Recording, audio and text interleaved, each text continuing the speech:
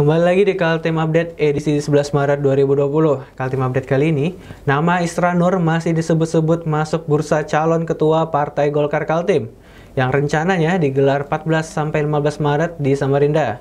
Para pengurus Golkar membantah Musda ke-10 hanya formalitas dan memberikan kesempatan kepada Isran untuk melakukan lobby-lobby meraih simpati dari pemilik suara. Musda 10 Golkar Kaltim rencananya digelar 14 hingga 15 Maret di Samarinda. Nama Isra Nur masih disebut-sebut punya peluang terpilih menjadi pemimpin partai berlambang pohon beringin. Ada 7 nama yang mendaftar sebagai calon ketua. Mereka adalah Rudi Masyud, Sutamsis, Isra Nur, Rita Barito, Makmur HPK, Encik Widiani, dan Teresia Filipus.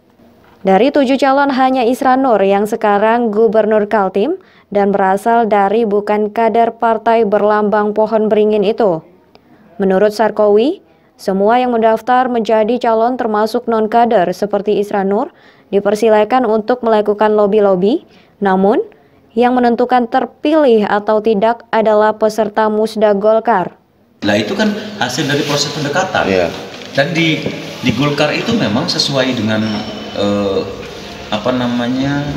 prinsip kita juga bahwa musyawarah untuk mufakat itu kan bagian daripada demokrasi juga gitu loh. Bahwa ada musyawarah untuk mufakat kemudian tercapai ke arah orang tertentu ya silakan. Yang penting bagi kita siapapun calonnya itu dia harus punya komitmen untuk membesarkan partai.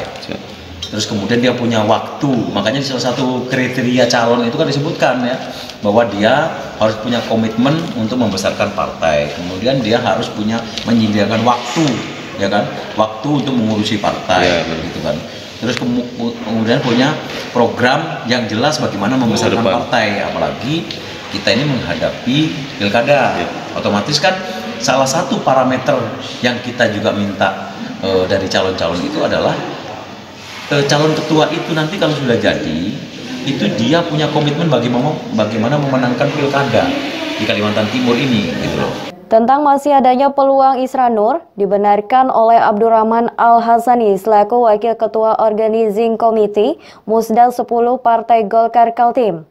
Jika selama ini ada isu yang berkembang bahwa Musda 10 hanya formalitas karena sudah pasti ada pemenangnya, Abdurrahman memastikan hal tersebut hanya isu. Yang mendaftar punya peluang. Semua yang mendaftar, apakah Pak Isra Nur, Pak Makmur, Pak Rudi Masyud, Rita Barito, ya kan, Ibu Filipus, Bunce, itu semua punya peluang. Tinggal bagaimana mereka nanti memanfaatkan di dalam musdanya. Karena yang menentukan itu kan peserta, bukan kita sebagai pelaksana saja. Tapi kalau kita bicara peluang, Pak Gubernur juga punya peluang. Iya kan?